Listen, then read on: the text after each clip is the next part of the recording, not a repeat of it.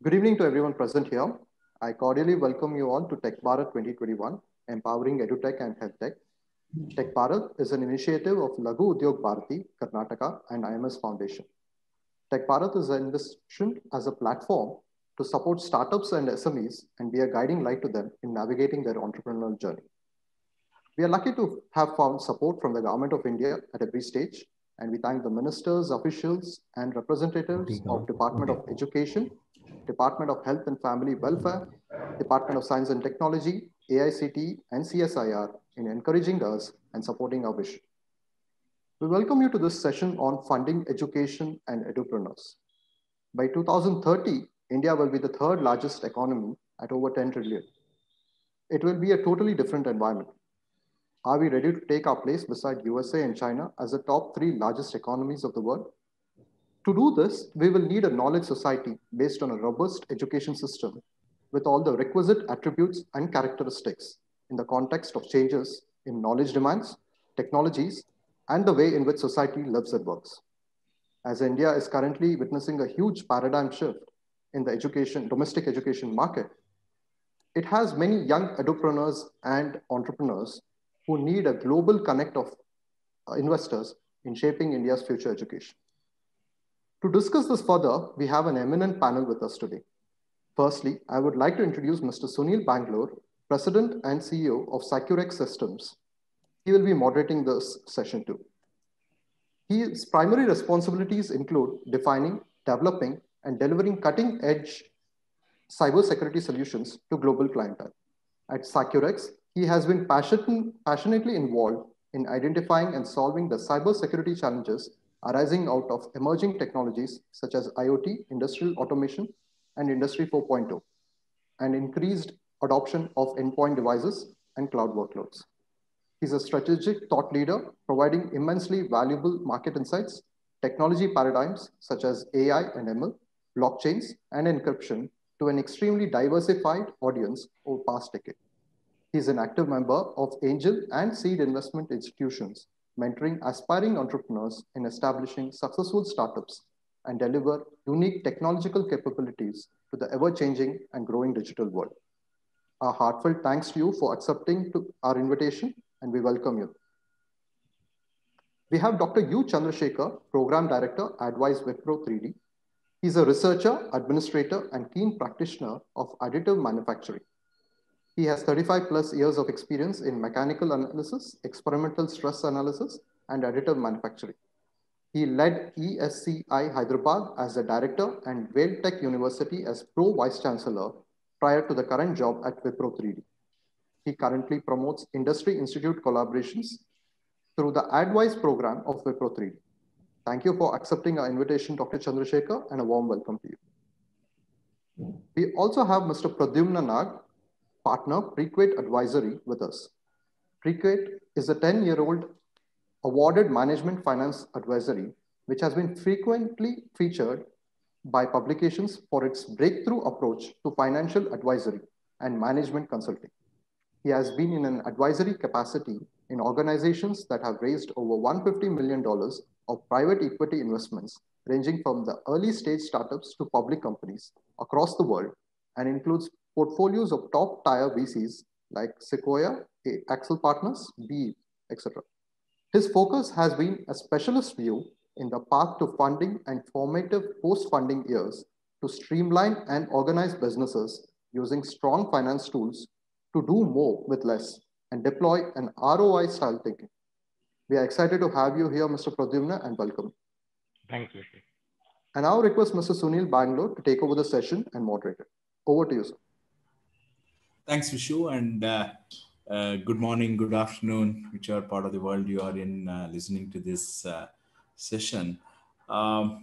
Firstly, I would like to expect this audience to be extremely energetic and excited about the opportunity that each one of us have in this 21st century, wherein we can leverage all the good knowledge that is imparted across by various panelists, and I'm very happy to be part of this panel today.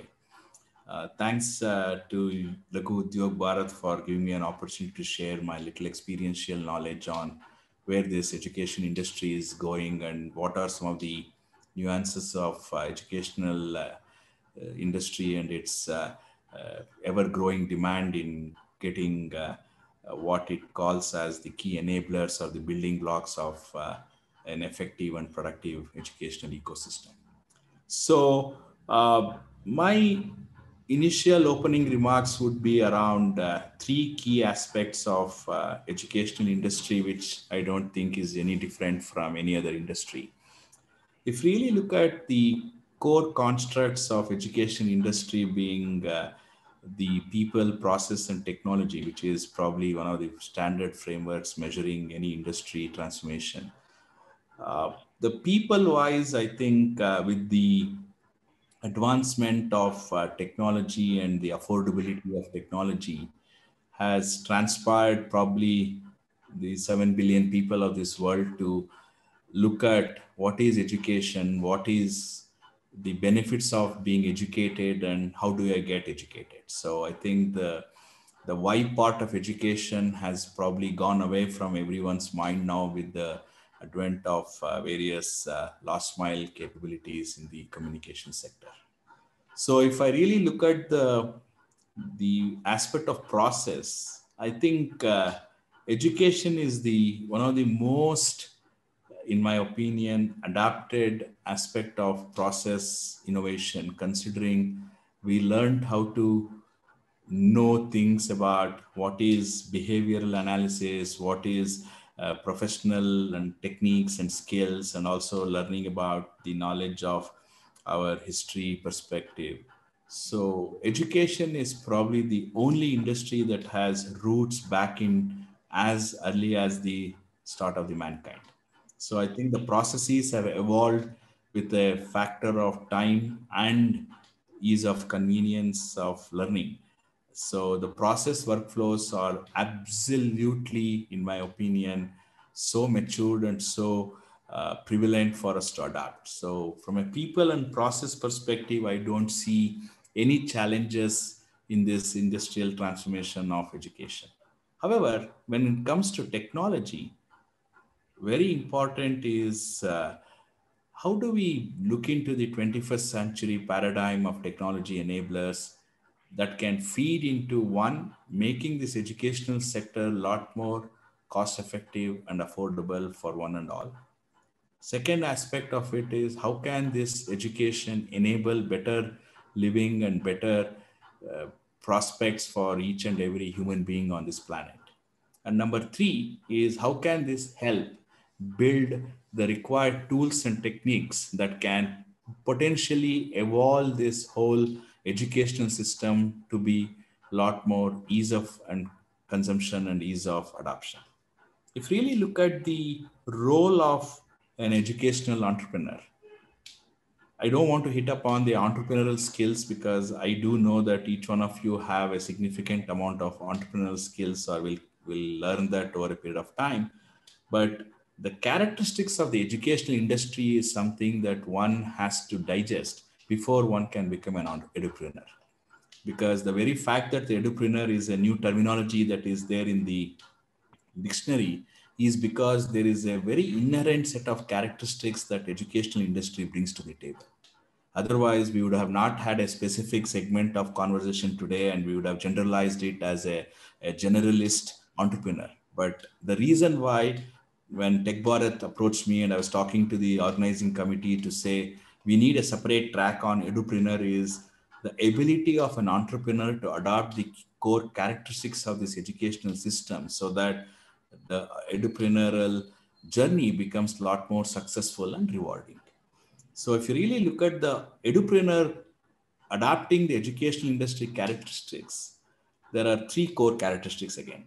Number one is education is something that we all believe is the backdrop of what we call as basic value system that one cultivates as the human race progresses. Without education, there is significant amount of lack of civilization, lack of culture, and more than that, lack of empathy towards each others. So education is one fundamental necessity for a society to have and maintain a reasonable harmony in the living. The second aspect of key aspect characteristics of education is it is a subset of what we call as the human behavioral aspect, whether it could be educational aspect of culinary art, where each one of us learn from our mother and wife and whatnot, what the culinary art is, all the way through nuclear physics to astrophysics to some extreme linear programming knowledge on education. The core aspect of learning is a function of whom you have access to, what you have access to, and how well you have the ability to comprehend and synthesize that information that you have got access to into practice. And that's what we call as competence. Competence is acquired knowledge with practice. The third key characteristics of the education which one has to look into is the gestation period for somebody to see successful outcome of an entrepreneur is a long journey. It's a long runway. You cannot start an educational enterprise today and like many other FMCG or retail or commoditized industry where you can see a quick turnaround time for seeing the benefits of such an entrepreneurial journey. Education system has a reasonable long duration before which you can start to see the results, which means the tenacity with which you operate as an entrepreneur has to be extremely high, and your tolerance for and being patient to see the progressive milestones result into the desired outcome has to be mapped into your entrepreneurial journey. So a lot of people who are aspirants to get into this ever growing, ever opportunistic educational domain is going to be a function of how well you digest and adapt these characteristics of educational industry into your entrepreneurial skills. Second aspect that I want to talk about in this opening remarks is very important in an entrepreneurial journey is what is the definitive outcome that you are looking at. And considering this is such a vast ocean and it's a very primitive education, primitive industrial context, I would definitely want each one of you who want to be an aspirant entrepreneur or either in a consumer side or a provider side, be cognizant of the fact that it's like beauty lies in the eyes of the beholder. Any component of educational ecosystem you're contributing to has a side of it on the consumption side or receiver side. So be very, very careful about defining your defined scope of edupreneurship, whether you are delivering content, whether you are creating content, whether you are building an ecosystem of managing the content, whatever it could be in the educational ecosystem building blocks, please ensure that you scope it well so that you don't get lost in this big ocean. With that, I want to really now bring in my very knowledgeable and experienced colleagues on this panel, Mr. Pradyumna as well as Mr. Chandrasekhar, who will be willing to and have gracefully accepted this invitation to be on this panel. So with the background of Mr. Pradyumna being such a career where he has not only been able to provide guidance and coaching to many such entrepreneurs and educational startup folks, but also being able to ensure that their journey results in a very successful venture. I'm pretty sure his experiential knowledge that he's going to share today would be immense value to us. So, Mr. Pradyumna, please, I would appreciate if you can share your journey being a coach, mentor, and also a very key enabler of the entrepreneurial ecosystem in the country. Over to you. Thanks, Anil. Thanks for those kind words. Thanks, Vishu and Tech Bharat for having me here today. So, it's a very interesting time for education as an industry, right? So, never before has this perfect storm of opportunity been created. There is a growing awareness that education is the only thing that is guaranteed to uplift or to reduce the wage gap that exists in the economy, right? The second thing, more and more schools are becoming aware that technology is going to be necessary for them to survive or bring in some kind of resilience. And the third thing is we as a country have never been more prepared to adopt technology at a national scale, right? You always had the infrastructure missing, or you had something or one missing piece of the puzzle in order for this whole industry to flourish.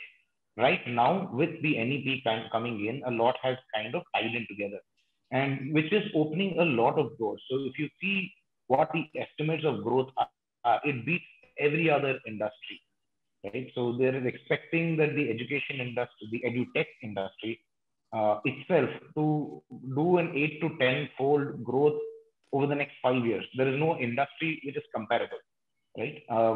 As a whole, right, which is comparable. And if you look at just the 1 year estimate, it's 120% year on year that's expected. There is no other industry that everybody is kind of having their ideas built into, because this opportunity has never before existed, and it's probably going to exist for the next 5 years. And India has a great opportunity, because if you look at any other country in the world, some of the largest education companies are all listed. In India, very few have been listed, especially in the edtech space, right? So there's a huge opportunity which is there available. And over the last 10 years, I can very safely say that such a circumstance has not occurred before. And it's a great news for edupreneurs itself, because the cost or the barrier to entering into education has been eased off. And a lot of the changes which is going to put the old guard, the old publishing companies or the old education based companies or the education management companies, a lot of them are going to go through a disruption, and the startups of this world or this country are going to be the ones who will facilitate this transformation, right? So I believe that that's where a lot of the change is going to come in to the industry to capitalize on this moment.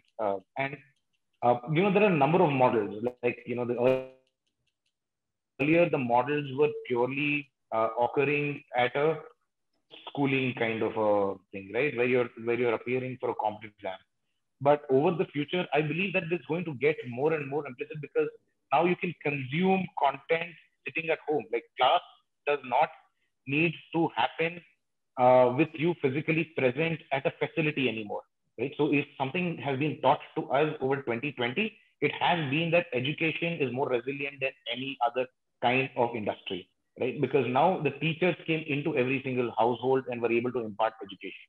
And this is only going to grow. And now that they're becoming more conversant with using technology, you're going to see a lot of schools adopting technology, which was the big challenge when a lot of edtech companies 4 years back, 5 years back, were trying to force a new skill onto the teachers. We're trying to force a new system onto the school administrators.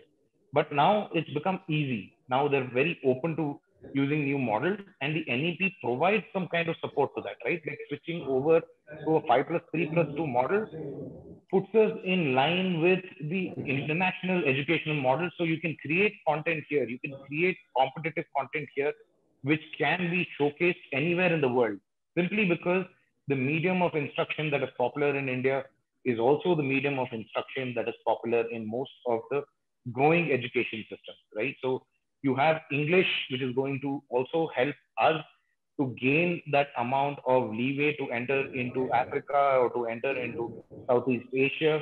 So this is going to happen to the industry as a whole. And we will have a lot of edupreneurs coming in here, because the only industry which can work with really little seed capital without a factory or a premises or anything else is technology.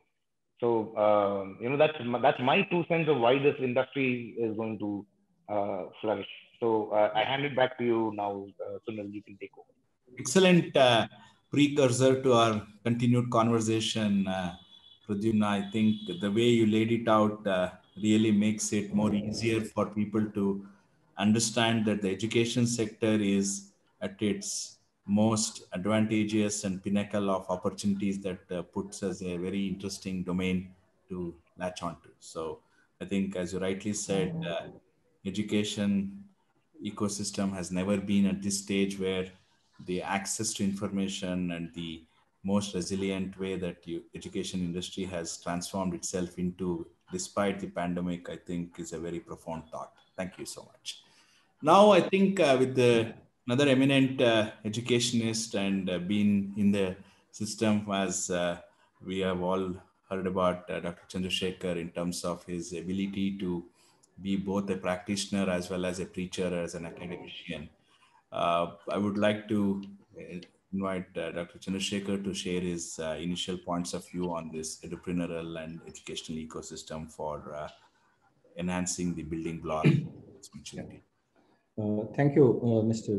Sunil, for facilitating this conversation, and sincere thanks to Tech Bharat for bringing all of us together on this digital platform. I totally agree with the initial remarks of Mr. Pradyumna in terms of the prevailing circumstances being extremely conducive to usage of new technologies. Let me start up by recollecting one of the famous statements of the great son of soil, Dr. APJ Abdul Kalam, with whom we have had privilege of working on certain projects. He used to say whenever he was meeting the young students of the country in different parts, that high quality thinking leads to high quality learning leads to knowledge, and knowledge makes powerful. And when somebody accrues this kind of a power enabled through knowledge seeking, then he can bring in social, economical, technological transformations at all levels, at the village level, at the town level, at the city level, at the country level, as has been amply illustrated by his own personal experiences in his wonderful journey of research as well as public service.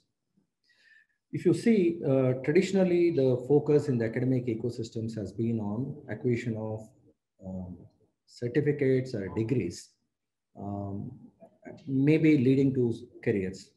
But in the recent times, we have seen that there is a paradigm shift in terms of providing impetus to high quality learning. If you look at the engineering education as such, most of the time the focus has been on remembering certain things and reproducing, and very rarely students used to get chances for applying them. But now if you see, starting from schools, there is a persistent effort on the part of the policymakers, the administrators, of course, the teaching faculty, in terms of helping the students to conceive something new, to design new systems, to implement them while they are in the campus, and of course, operate them if possible. So the whole model of conceiving, designing, implementing, and operating is being experienced by the students while they are part of the educational journey.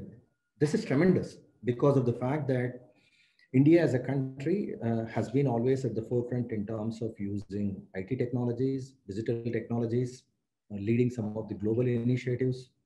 Especially in the recent times, we have seen explosive growth in the usage of technologies like industrial IoT, data analytics, cybersecurity, 3D printing, artificial intelligence, machine learning, blockchain, digital manufacturing. And in traditional scenario, this could have been only limited to industrial practices. But now we have seen emergence of young, neoteric, student-driven initiatives, which are talking about enabling technology-centric solutions, maybe for the development of unmanned vehicles like drones, wearables, sustainable manufacturing systems, biofuels, green computing possibilities. So we are seeing more and more synergistic pathways which are connecting technologies to the socially relevant solutions by the student teams while they are in the campus.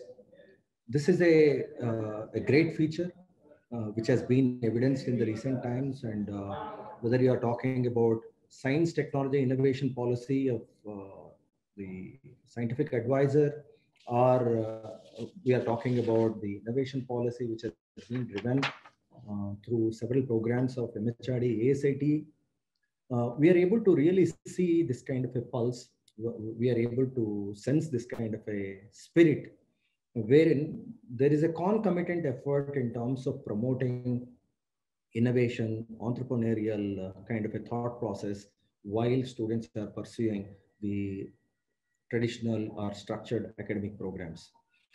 I think the thematic focus of today's session couldn't have been more apt. We are seeing an emergence of a breed of entrepreneurs who are very keen to serve various initiatives through technology-centric or technology-enabled solutions.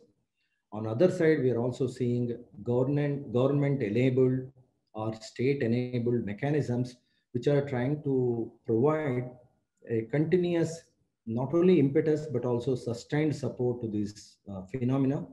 And I think it will be very interesting to hear to other panelists and see how exactly all these initiatives can converge in terms of enabling this particular phenomena to provide continuous, you can say, fillip to the socio-economic upliftment of the country. Thank you. So, thank you, Chandrasekhar, for your very detailed insight on this domain. As your experience speaks, I think you have been able to cross-reference the emerging trends of technology with the conventional aspects of educational systems, and also looking at the new opportunity space with being an entrepreneur in the educational domain. I think as I keep looking at some of the very interesting, powerful people talking about a various set of things, as I think once Nelson Mandela said, education is the most powerful tool that can be adapted to change the world. I think if education is being used as a tool to change the world, I think it's in our hands to make that education affordable, easy to consume, as well as effective. Very important. So the point of discussion, as we discussed today as part of the educational system, is how do one build a pathway to be an entrepreneur, right? I mean, if you really look at the terminology of an entrepreneur, being an entrepreneur in an educational domain, I think it's very important for us to ensure what it takes to be an entrepreneur. One of the very fundamental aspects of being an entrepreneur is, number one, if you really look at the key characteristics of being an educational entrepreneur, one of the things is scoping your educational domain. So I think if you really look at the four key corners of a quadrilateral enclosure of an educational system, the fundamental aspect of educational entrepreneur is to look at what would it take to be successful in this domain. What does success look like? And what are some of the critical success factors of a good entrepreneur? So I would like to ask Pradyumna about his being a very consultative role, now being part of an educational ecosystem. How do you consider the educational entrepreneur's success? How do you qualify that success? What do you think could be some of the key success indicators of educational entrepreneur? Sure. Thanks, Sunil. So I think that's a very interesting question.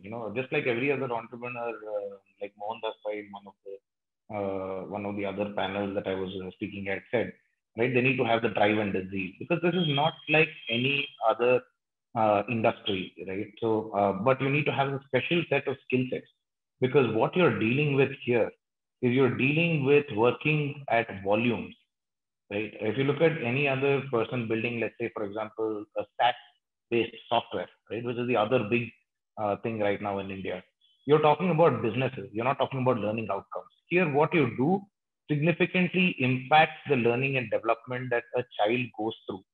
And the cognizance of that is very important or very critical.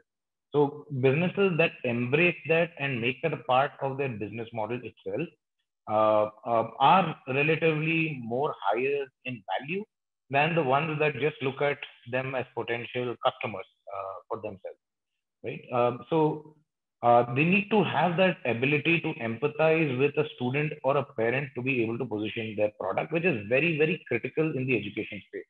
The second thing is, when looking at an entrepreneur in the education space, he doesn't look at, like the marshmallow test, right? Which is one of the simplest things that that they teach, especially for kids who are between 3 to 4 years old, where they're taught to delay the reward in return for more reward, right? So, for example, if I were to offer one marshmallow today or two marshmallows tomorrow, they're taught to delay it to the reward to tomorrow, because there is a feeling that they gain by which makes them feel that they earn that reward, and hence they're they get a lot more out of it, right? So similarly, an education entrepreneur needs to also understand that this is a long journey. Now, there is no other industry which guarantees that somebody will be in that ecosystem or in that journey for 13 years, right? No other industry.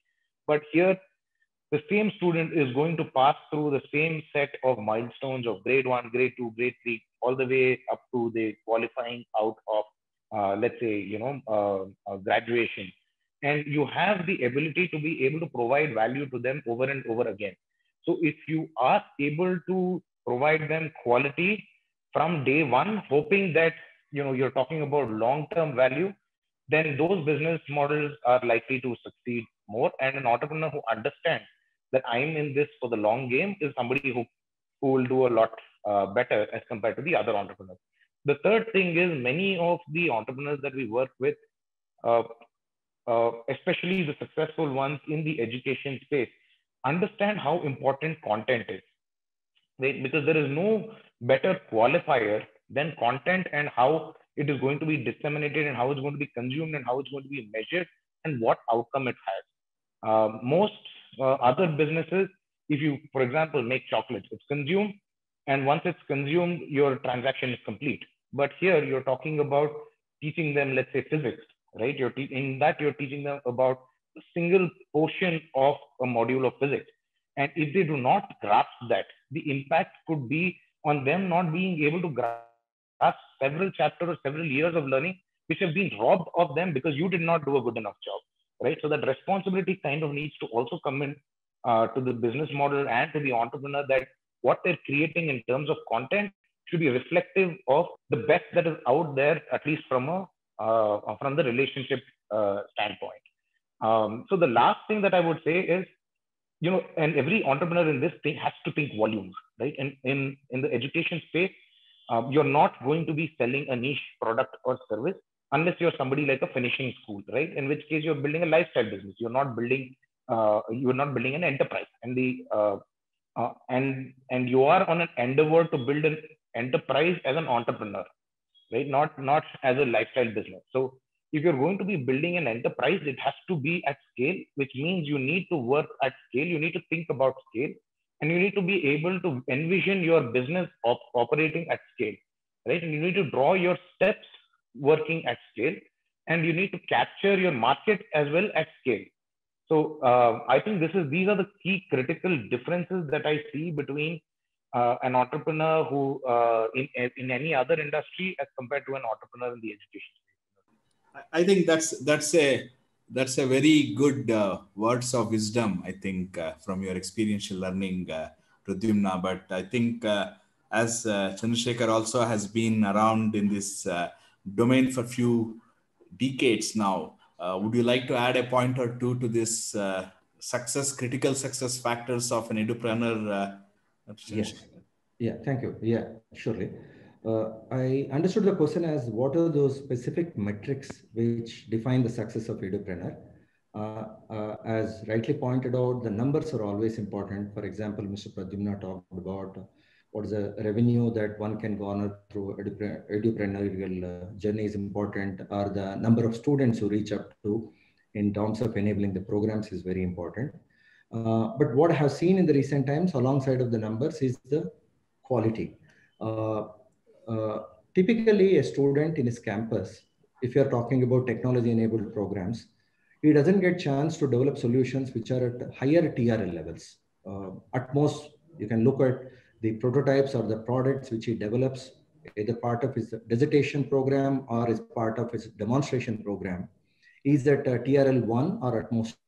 So what I have seen in they are able to develop the products and solutions which are able to transcend beyond the basic levels of TRLs, and they are able to provide market-ready solutions while they are in the campus.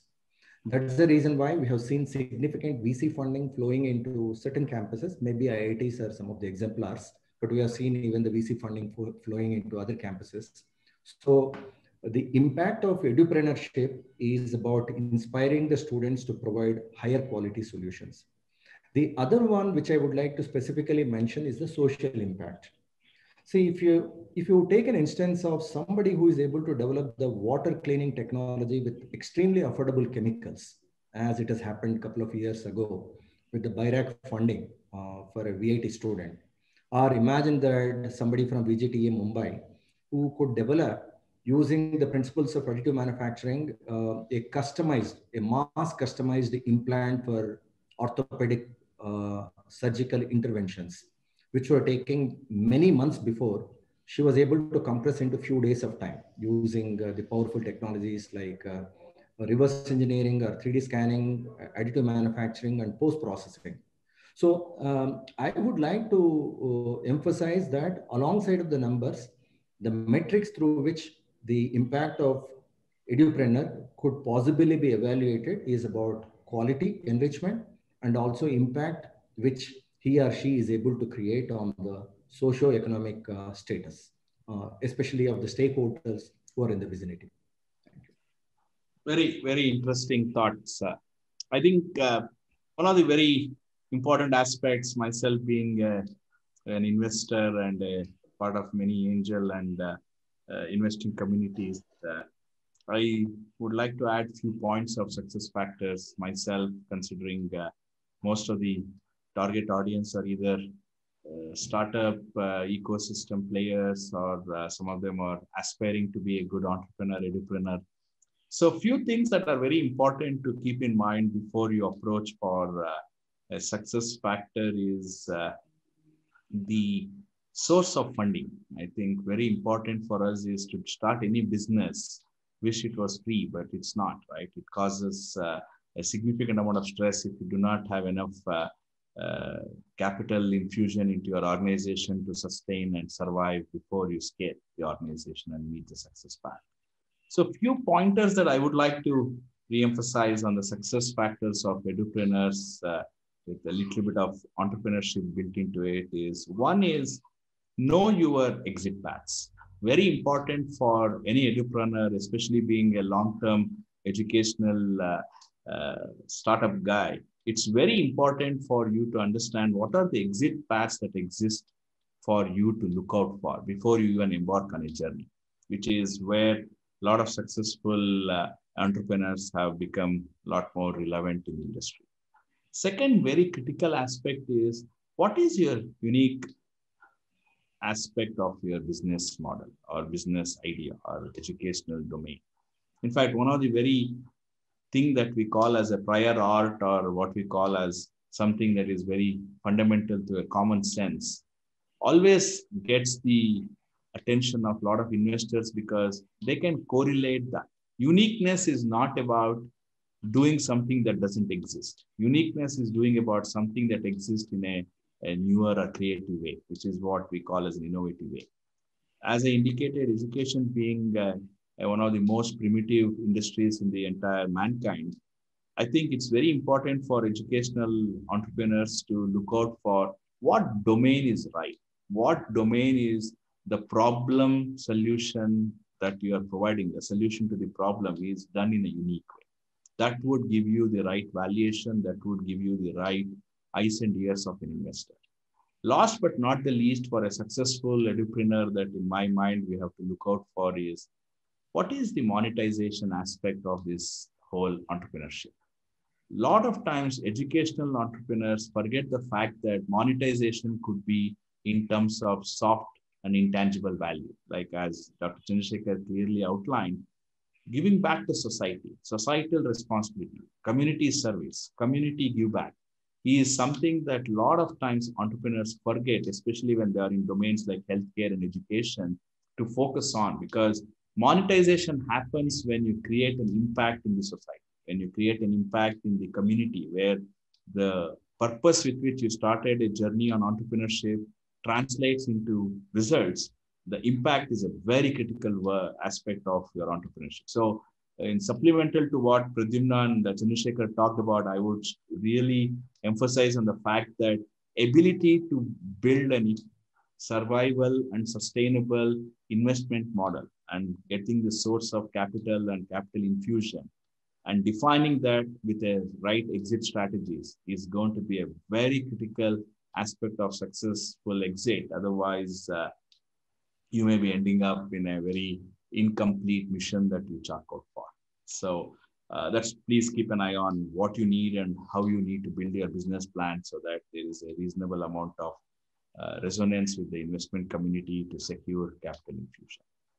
So now that we know that education is a great domain to be part of, and there is significant opportunities that are in front of us with changing paradigms and educational paradigms, I think one important aspect of it is how do you really enable your educational entrepreneurship with the available or emerging technologies? As Dr. Chandrasekhar was alluding towards a whole slew of emerging technologies. My question to you, Chandrasekhar, is how do you see these emerging technologies play a critical role in entrepreneur? I mean, technologies such as maybe artificial intelligence, or it could be in terms of blockchain, or could be even cloud and mobile computing that is so prevalent now. What's your quick insight into the technology paradigms for the entrepreneurs that are watching this video? My rapid response is the technology enablement has become a de facto feature of most of the new generation startups. Incidentally, I would like to say that we need to look out those entrepreneurship models which are devoid of technology, because the technology has become so very intertwined with the startup models. The moment we are talking about startup models, we think about only technology. So we have to really put in, I would say, explicit, discernible effort in terms of even developing entrepreneurship models, which are not always based on the technology, because of the fact that the current generation of entrepreneurs, due to some reasons, strongly tend to believe that by basing your business models on, let's say, data analytics or Industry 4.0 or cybersecurity or 3D printing or blockchain, you will be under the radar of so-called funding agencies. So most of the time we have seen that their entrepreneurial aspirations are driven by technologies, and the impact is significant. And I just want to say that the majority of the funded models in the recent times are based on the technologies. Very good point of view. However, I think as I am a very firm believer of money will come in where the purpose is properly defined and purpose is properly articulated. I think technology being a key contributor to such funding is definitely a known factor, and appreciate your insights on that. However, the main purpose of being an entrepreneur and being an entrepreneur is serving the purpose of educational needs. So enabling or leveraging technology should be the positive side effect of your startup, especially in this domain, because I've seen since last probably 2.5, 3 decades, starting from my early childhood, where rendering content was the most effective one when it was in person. But today I'm seeing so much technology such as augmented reality and virtual reality and various techniques coming and imparting training programs and training curriculum to the skilled and unskilled, semi-skilled workforce. I don't know whether we will ever get operated by a surgeon who got trained on an AR, VR simulated environment rather than a real body that he operates on and learns the anatomy of human body, right? So technology has a very finite set of benefits, but I think the key is you can only experience reality when you dive into the reality. So I think it's very important that you blend right size technology with the right size of purpose and right level of experiential reality. So with being an advisor, I had a point. Please go ahead. I think from an AI ML perspective, the biggest point that we can address, I mean, if you look at the difference between classroom education and virtual education, right, is that you have a teacher. A teacher is understanding of your needs, knows where your challenges are, and is working hard to help you overcome those learning disabilities or those learning challenges. So with AI and ML, you would be able to provide at a future point of time, a highly assisted form of learning. So, at my own pace, right? Learning at my own pace. I think that's going to be one of the key changes that is going to happen, because every student has a different learning curve. And those students who have, increasingly there is talk of how education is excluding people with learning disabilities, right? Like dyslexia or autism, right? So, but with AI and ML, you would be able to address that in a class because you're able to have this have the technology element cater to them and put them on their own curve of learning. They might be extremely fast at math, but they might take a little longer to grasp language, right? So I think that's going to be one element which is going to really shake things up.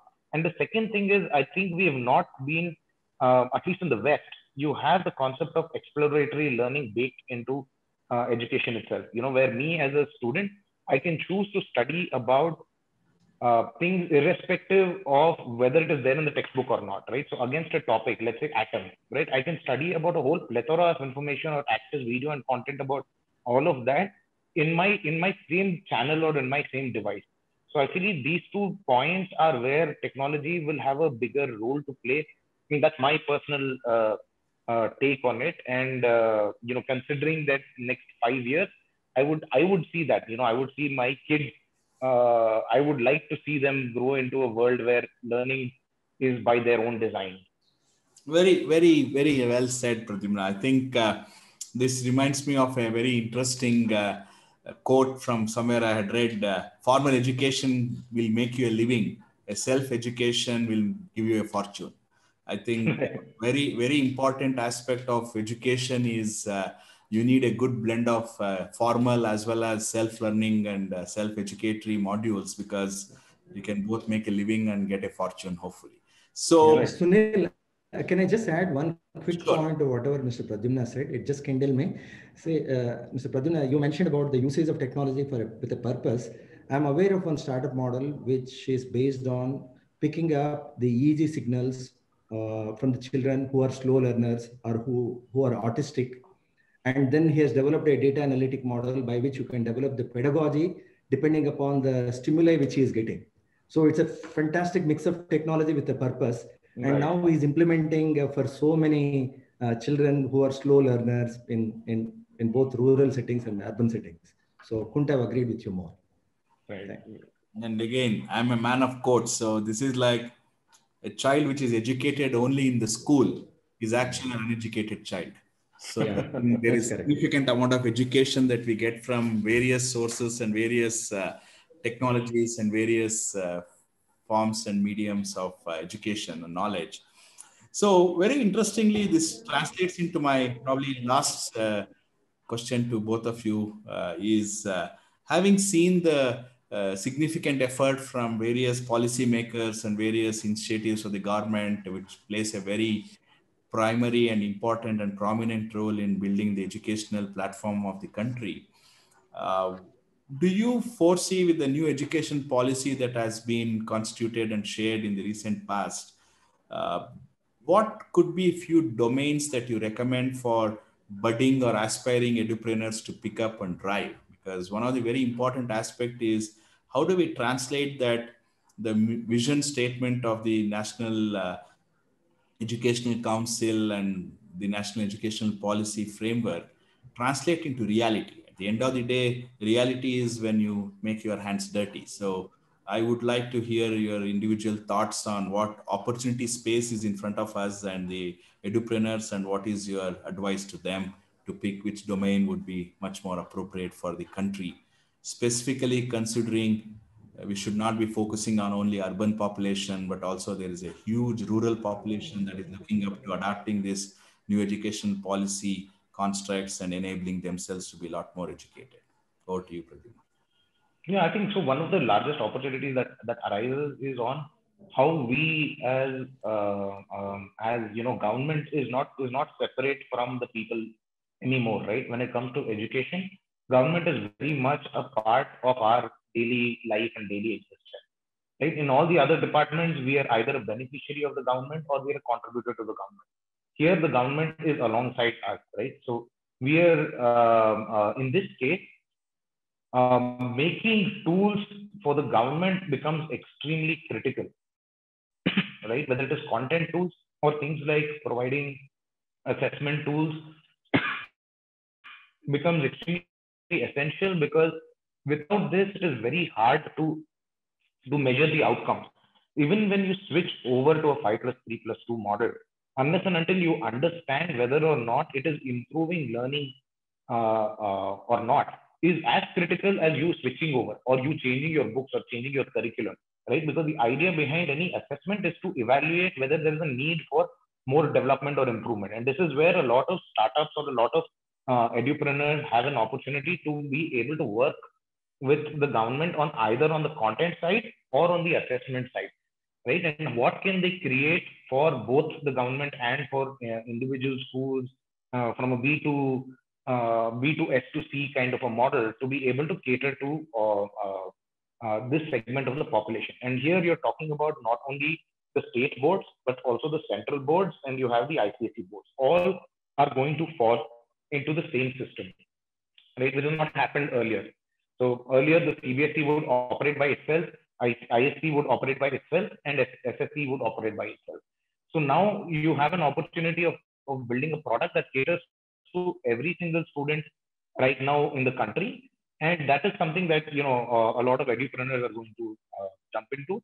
And also in terms of what you can provide as life skills learning and train the trainer, right? Like, you know, a lot of opportunities are going to arise on how you're going to be able to teach teachers on doing their work better or train them on doing their work better, because that will significantly impact what the assessment scores are when compared at a 5+3+2 level or each of those milestones on what those scores are, and at least give them feedback for immediate action.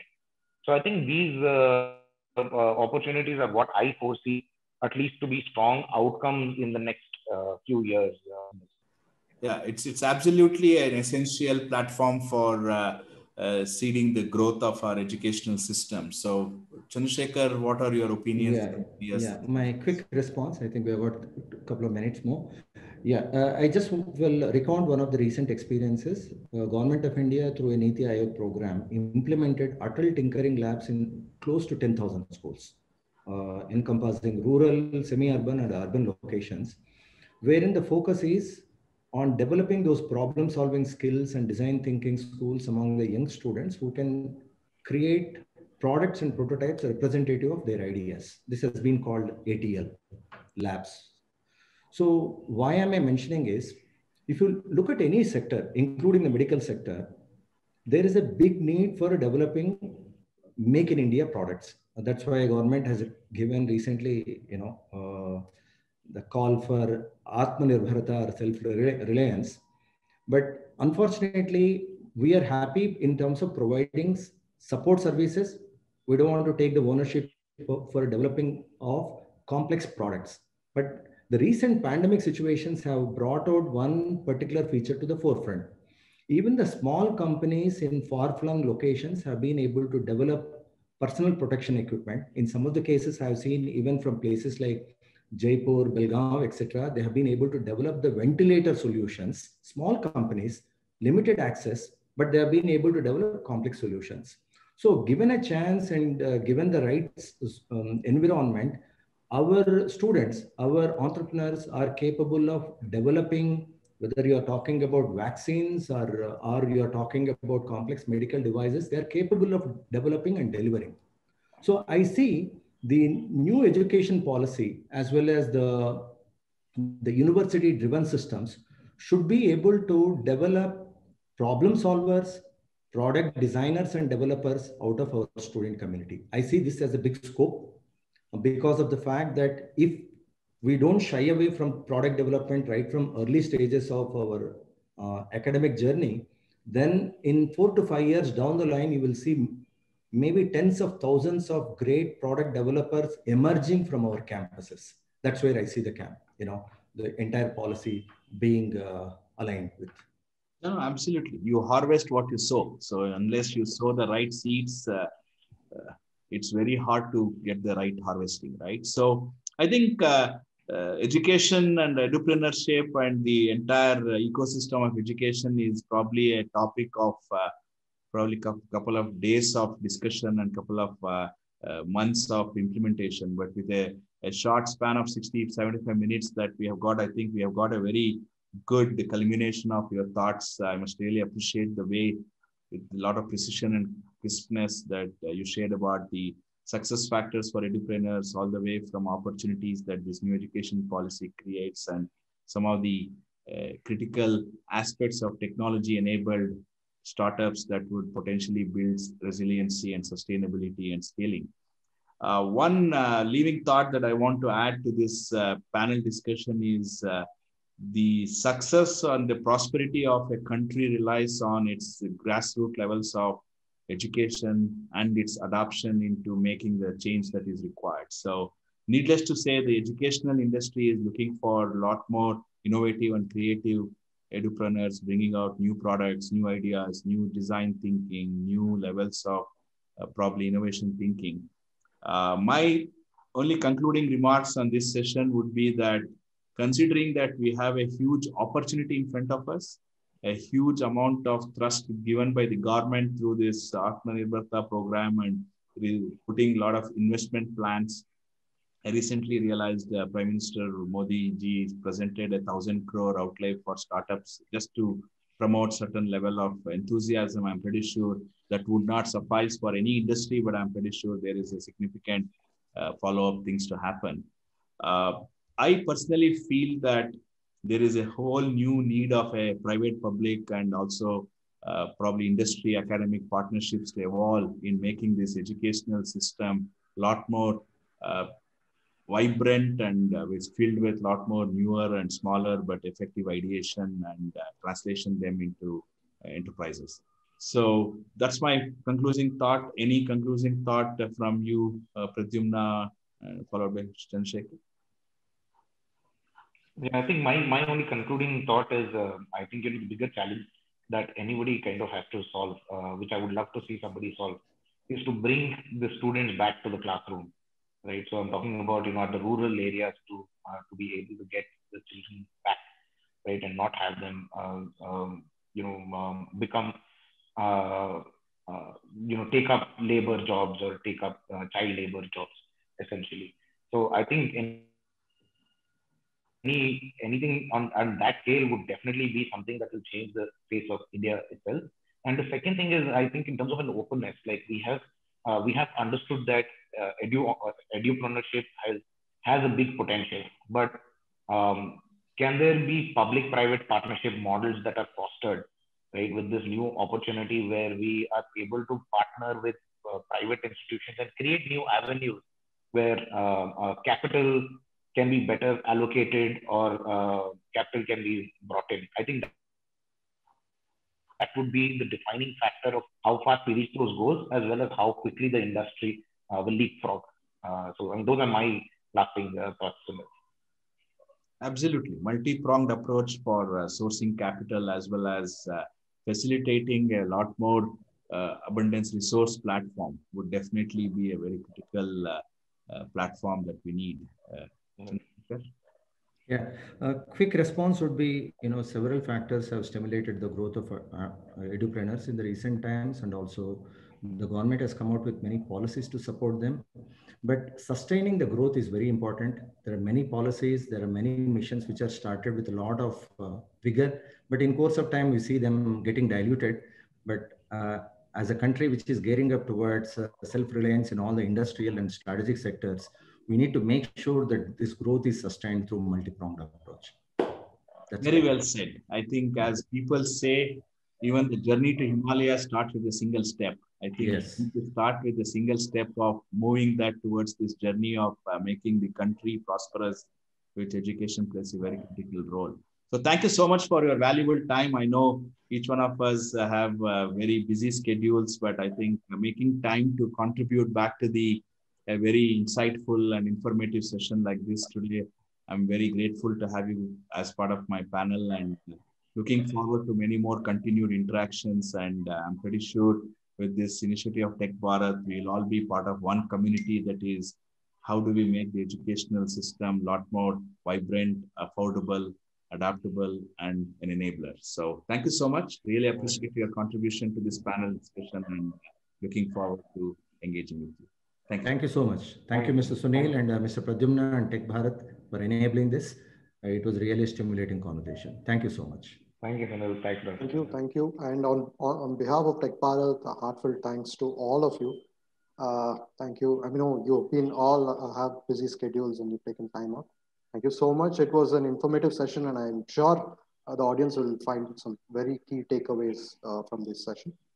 Thank you. Thank you so much. Good job. Thank you. Thank you. Thank you.